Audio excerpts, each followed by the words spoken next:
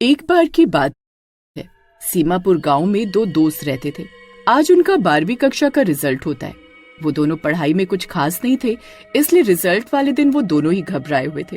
अरे रोहन भाई, क्या लगता है पास तो हो जाएंगे ना? भाई लगता तो है।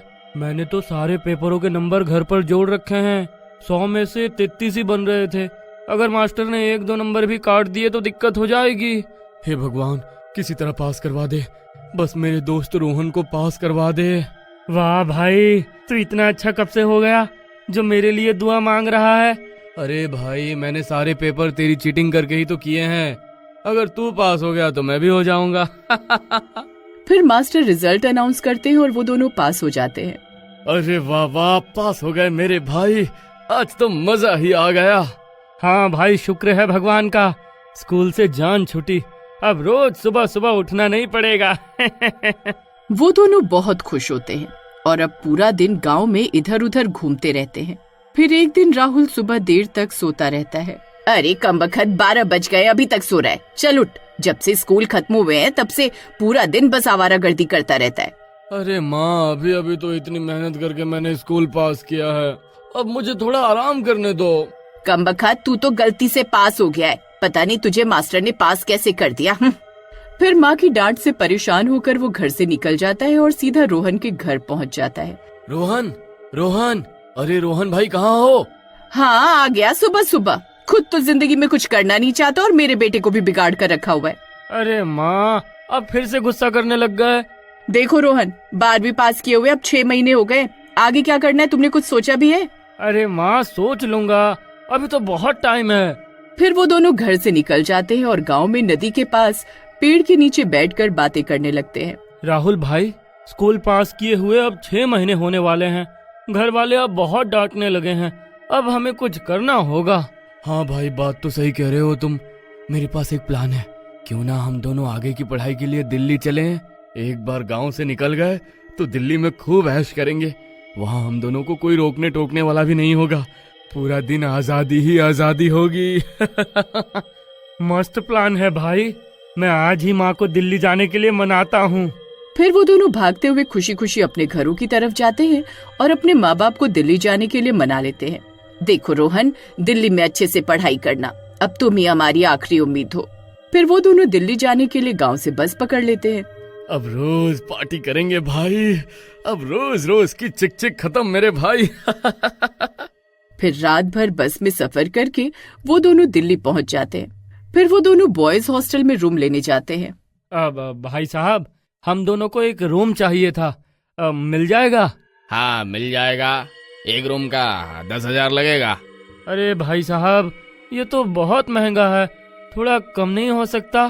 भाई एक ही रेट है, बाकी के स्टूडेंट्स को भी इसी रेट में कमरे दिए हैं, चाहो तो उनसे पूछ लो। अरे रोहन भाई, हमारे घर वालों ने 10,000 दिए हैं रूम रेंट के लिए, पूरा इसे दे दिया तो पार्टी के लिए पैसे कहाँ से लाएंगे? चलो कहीं और कमरा ढूंढते हैं। फिर वो दोनों वहाँ से पलट कर जाने लगते हैं, तभी हॉस्टल मालिक उन्हें आवाज लगाता है। अरे रुको रुको, कहाँ जा रहे हो? मेरे पास एक कमरा है 203 नंबर, वो काफी समय से खाली पड़ा है, तुम एक बार चल कर देख लो, मैं वो कमरा तुम्हें 5,000 में दे सकता हूँ। फिर वो उन्हें कमरा दिखाने के लिए ले जाता है। वो कमरा बहुत सालों से बंद था। जैसे वो कमरा खुलने की आवाज आती है, हॉस्टल के बाकी लड़के कमरों से बाहर आकर देखने लगते हैं। कमरा खुलते ही हवा का झोंका आता है और हर तरफ खौफ का माहौल बन जाता है। कमरा तो ठीक है, बस इसकी सफाई करनी पड़ेगी। बहुत दिनों से बंद था ना, इसलिए धूल मिट्टी जम गई है। अरे वाह वाह रोहन भाई, यही कमरा ले लेते हैं, सीधा सीधा 5,000 रुपए बच जाएंगे। फिर उन पैसों की पार्टी करेंगे, घर वालों को इसका किराया 10,000 ही बताएंगे। फिर हॉस्टल मालिक उन्हें कमरे की चाबी देकर वहाँ से चला जाता है।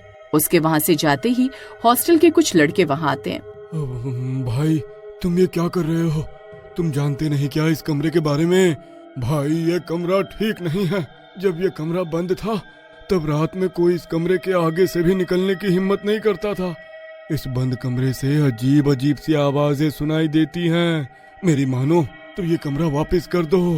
अरे पागल, ये कैसी बहकी बहकी सी बातें कर रहा है? हमें ये कमरा सस्ते दाम में मिल गया है, इसलिए तुझे जलन हो रही है ना? ठीक है भाई, जैसी तुम्हारी मर्जी, आज रात तुम्हें खुद पता चल जाएगा। हाँ। फिर इतना बोलकर राजेश और उसके दोस्त वहाँ से चले जाते हैं। अरे राहुल भाई, मुझे तो डर लग रहा है, कहीं इनकी बात सच निकली तो। अरे डरपोक, कुछ नहीं होगा, कोई भूत वूत नहीं होते, तू घबरा मत, मैं हूं ना। बस ये सोच कि इन बचे हुए 5,000 रुपए को कैसे उड़ाना है। फिर वो दोनों मिलकर उस कमरे की साफ सफाई करते हैं। उस कमरे में एक ही बेड होता है। अरे भाई, लेकिन यहाँ तो एक ही बेड है, एक को नीचे सोना पड़ेगा। अरे ठीक है, इस महीने तुम नीचे सो जाओ, अगले महीने मैं नीचे सो जाऊंगा। फिर थोड़ी देर में रात हो जाती है और हॉस्टल में सब लोग सो जाते हैं। फिर आधी रात होते ही उस कमरे में अजीब अजीब सी आवाजें आने लगती हैं। राहुल बेड पर सो रहा होता है और रोहन नीचे। डर के मारे दोनों की नींद खुल जाती है। अरे मर गए रे। अरे ये कैसी आवाज थी भाई? पता नहीं भाई, कहीं वो लड़का सच तो नहीं बोल रहा था। तभी फिर से किसी के गुर्राने की आवाज आती है। अरे मर गए रे। अरे भाई, ये आवाज तो इस पेड़ के नीचे से आ रही है। रोहन, जल्दी से बेड के ऊपर आ जा। फिर जैसे ही रोहन खड़ा होता है, तभी बेड के नीचे से एक हाथ निकलता है और उसका पैर पकड़ लेता है। अरे मर गए रे। अरे राहुल भाई, अरे इसने तो मेरा पैर पकड़ लिया। अरे जल्दी कुछ करो। फिर वो हाथ तेजी से रोहन को बेड के नीचे खींच लेता है और राहुल कुछ नहीं कर पाता। फिर राहुल बेड से नीचे उतरता है और कमरे से बाहर की ओर भागता है। शोर सुनकर सब लड़के अपने अपने कमरों से बाहर आ जाते हैं। अरे मर गया रे। अरे हाय, अरे ये कमबख्त भूत मेरे दोस्त को खींच कर ले गया। अरे हाय हाय हाय हाय। अरे राहुल भाई, क्या हुआ? डरो मत, ठीक से बताओ कि हुआ क्या? भाई, हम दोनों अपने कमरे में सो रहे थे, रोहन नीचे सो रहा था, तभी डरावनी आवाजें आने लगी और अचानक से बेड के नीचे से एक हाथ निकला और इसने रोहन को बेड के नीचे खींच लिया। मैंने बहुत कोशिश की उसे पकड़ने की, लेकिन कोई फायदा नहीं हुआ। मैंने तुम दोनों को पहले ही कहा था उस कमरे में मत रुको, वो कमरा शापित है, लेकिन तुमने मेरी एक ना सुनी। भाई मेरी मदद करो, मैं रोहन की माँ को क्या कहूँगा, कोई मेरी मदद करो। फिर शोर शराबा सुनकर वो हॉस्टल का मालिक भी वहाँ आ जाता है। फिर राहुल उसे सारी बात बताता है। मुझे लगा था अब तो इतने साल हो गए हैं, शायद अब सब ठीक हो गया होगा, लेकिन मैं गलत था। देखो, ये बात हॉस्टल से बाहर नहीं जानी चाहिए, जो भी करना है हमें मिलकर करना होगा। अगर ये भूत प्रेत की बात हॉस्टल से बाहर चली गई तो मेरा हॉस्टल बर्बाद हो जाएगा। चलो हम सब एक साथ वहाँ चलते हैं, हो सकता है रोहन के बारे में कोई सुराग मिल जाए। फिर सब लड़के कमरे की ओर चल देते हैं और वहाँ पहुंचकर टॉर्च लाइट से बेड के नीचे झांककर रोहन को ढूंढने लगते हैं, लेकिन बेड के नीचे कोई नहीं होता।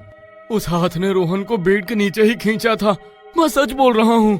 अरे लेकिन बेड के नीचे तो कोई भी नहीं है, रोहन गया तो गया कहाँ? हे भगवान, मैं रोहन की माँ को क्या जवाब दूंगा? आखिर रोहन गया तो गया कहाँ? वो ऐसे कैसे गायब हो सकता है? अब भाई, आप मुझे माफ कर दो, मैं तुम्हारे पैसे वापस कर दूंगा। मुझसे 50,000 रुपए ले लो, लेकिन इस बारे में किसी को कुछ मत बताना। तुम ये कमरा छोड़ के दूसरे कमरे में शिफ्ट हो जाओ, अब मैं तुमसे कोई किराया नहीं लूंगा। अरे लेकिन मेरे दोस्त का क्या? आखिर वो गया तो गया कहाँ? मुझे तुम्हारे पैसे नहीं चाहिए, मुझे मेरा दोस्त चाहिए। फिर वो लोग निराश होकर उस कमरे को वापस बंद कर देते हैं और राहुल राजेश के कमरे में चला जाता है। फिर अगले दिन सुबह होने पर राहुल के फोन पर रोहन की माँ का फोन आता है। हेलो राहुल बेटा, कैसे हो तुम? और हॉस्टल में सब सही रहा ना? हाँ जी आंटी, अब सब सही रहा। बहुत अच्छी बात है, बस अब तुम दोनों दोस्त अच्छे से पढ़ाई करो ताकि तुम्हें कोई बढ़िया सी नौकरी मिल जाए। अच्छा रोहन कहाँ है? वो अपना फोन नहीं उठा रहा है, मेरी बात करवाना उससे। हाँ, अभी थोड़ी देर में करवाता हूँ आंटी, अभी वो बाथरूम में नहाने गया हुआ है। चलो कोई बात नहीं, तुमसे बात हो गई, एक ही बात है, जब वो नहाकर बाहर आए तो मेरी बात करवाना। फिर इतना बोलकर रोहन की माँ फोन रख देती है और राहुल रोने लगता है। अब मैं राहुल की माँ को क्या जवाब दूं? मुझे कुछ समझ में नहीं आ रहा। राजेश भाई, हमें कुछ ना कुछ तो करना ही होगा, किसी तरह रोहन को ढूंढना ही होगा। अगर आप जानना चाहते हैं कि रोहन के साथ क्या हुआ और उस भूतिए कमरे का क्या राज है, तो कमेंट जरूर करें और लाइक करना ना भूलें।